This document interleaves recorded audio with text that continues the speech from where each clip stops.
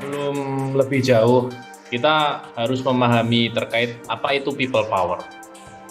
Hal ini bertujuan supaya kita tidak terjebak dalam seruan diksi ataupun narasi yang bersifat tidak membangun dan justru akan memicu kekhawatiran publik.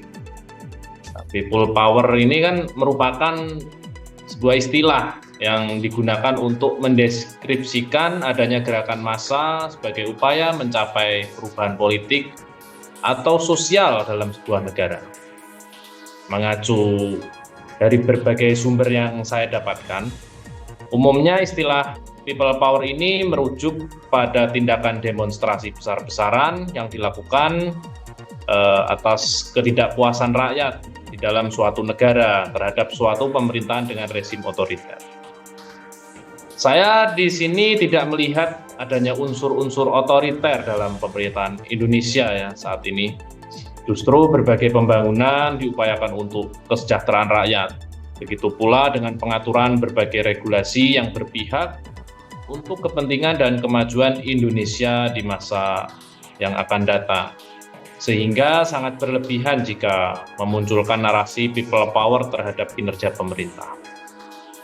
Jika ada perbedaan pendapat terhadap beberapa kebijakan pemerintah, ya, merupakan hal yang lumrah dalam demokrasi ya, menurut saya.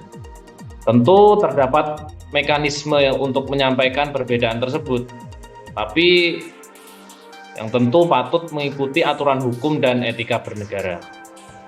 Perbedaan pendapat yang diekspresikan dengan seruan untuk memobilisasi massa dengan melakukan tindakan represif justru dapat dianggap sebagai tindakan makar dan hal ini sangat bertentangan dengan prinsip demokrasi.